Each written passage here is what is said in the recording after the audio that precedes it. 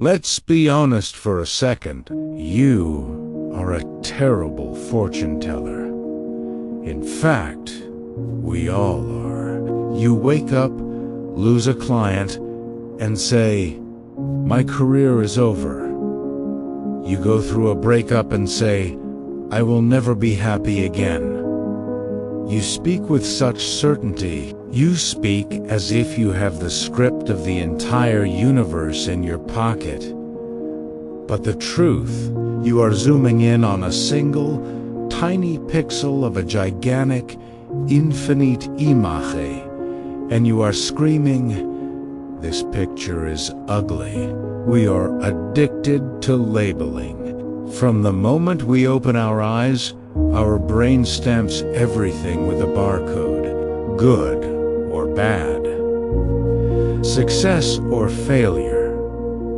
But what if I told you that this machine is broken? What if I told you that your worst days might actually be the luckiest days of your life? Today, we are going to dismantle the way you look at luck and destiny. We are going to explore the ancient Taoist philosophy of Sāi Wēng and the modern psychology of the Nova effect. By the end of this video, you will have the mental armor to walk through fire without flinching. This is the story of the man who refused to play God. In the highlands of ancient China, there lived an old man. Let's call him the farmer. He wasn't rich. He had a small hut, a son, and exactly one thing of value: a magnificent stallion. This horse was the envy of the village. Obsidian black coat, muscles like iron. Until one morning, the gate was left open. The horse vanished into the wild. Now, enter the neighbors. You know these people. They are the same people who live in your Instagram comments. They are addicted to drama. They came running to the farmer's fence, faces twisted in horror. "Oh, terrible luck! Your only wealth? Gone. You are ruined. The gods must hate you." They were panic scrolling through reality, judging the movie after watching only the first 3 seconds. The farmer sat on his porch, polishing a wooden cup. He looked at the empty stable, then at the neighbors, and simply shrugged. He said 3 words that drive anxious people crazy. Good luck, bad luck. Who knows? The neighbors were furious. What do you mean? Who knows? You lost everything. It is objectively bad. And they laughed, feeling superior in their pity. A week passed. Then, one evening, a thundering sound shook the ground. The farmer looked up. It was his horse, but he wasn't alone. He had led a herd of wild mares back home. 12 magnificent wild horses followed him into the corral. In one single night, the farmer went from being the poorest man in the village to the richest. The next morning, the neighbors returned, this time with wine and gifts. "Old man, we were wrong. This is incredible luck. You are the Elon Musk of the village." They were ready to throw a parade. They were already judging the next frame of the movie. The farmer didn't celebrate. He looked at the 12 wild horses and said, "Good luck, bad luck, who knows?" The neighbors were confused, but the farmer knew the story wasn't over. The farmer had a son, ambitious and strong. The son saw the wild horses and tried to tame one. He climbed onto the back of the wildest mare. The the animal bucked, kicked, twisted, and then snap. The boy was thrown against a rock. His leg was shattered. In ancient times, a broken leg meant you were a burden for life. The neighbors loved this part. The drama was back. Oh, terrible luck.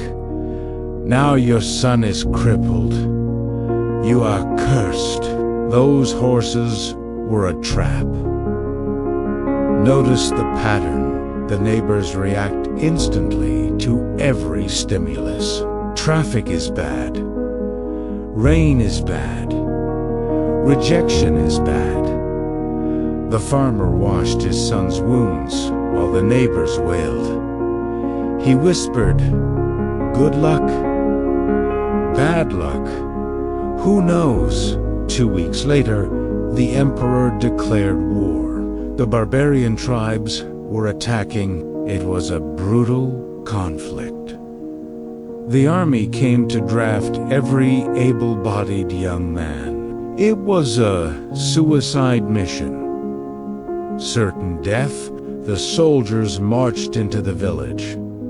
They dragged the baker's son out, screaming. They took the blacksmith's son, crying. But when the captain came to the farmer's house, he saw the boy on the bed, his legs swollen and useless. "He cannot march," the captain spat. "Leave him." And the army marched away, taking every other young man to their deaths. The terrible accident that the neighbors cried about was the only reason the boy was still alive. The bad luck saved his life. Now, pause the story. Take a step back. We laugh at the neighbors. We think, wow, those people are idiots. But here is the uncomfortable truth. You are the neighbor. Biologically, your brain is wired to be a neighbor.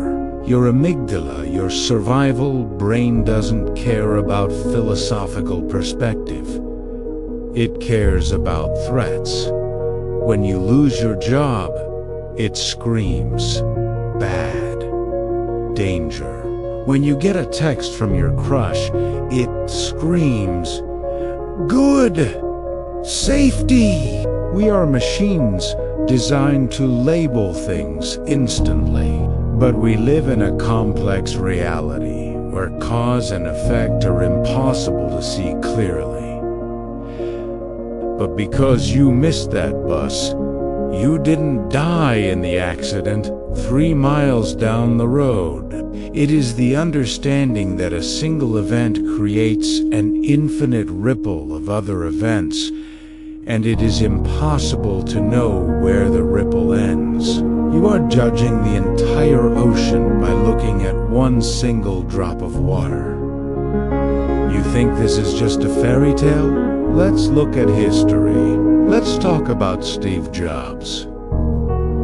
In 1985, Steve was fired from Apple, publicly humiliated, depressed.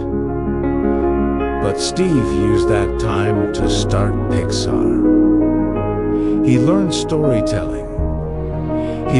When he returned to Apple, he brought that magic with him. If he had been fired, if he at UNT had that bad luck, the iPhone would exist. Getting fired was the best thing that ever happened to him. Let's talk about Harrison Ford. He was a failing actor, working as a carpenter. He was getting old. Bad luck, right? One day, he was installing a door for a director named George Lucas. But while fixing it, George asked him to read some lines for other actors. That carpenter became Han Solo. That movie was Star Wars. If he had been a successful actor earlier, he would have been too busy to fix that door. So, how do we actually live like this? It's hard to practice when your life is falling apart on a Tuesday afternoon. The Stoics, specifically Nietzsche and Marcus Aurelius, had a phrase for the farmer's mindset.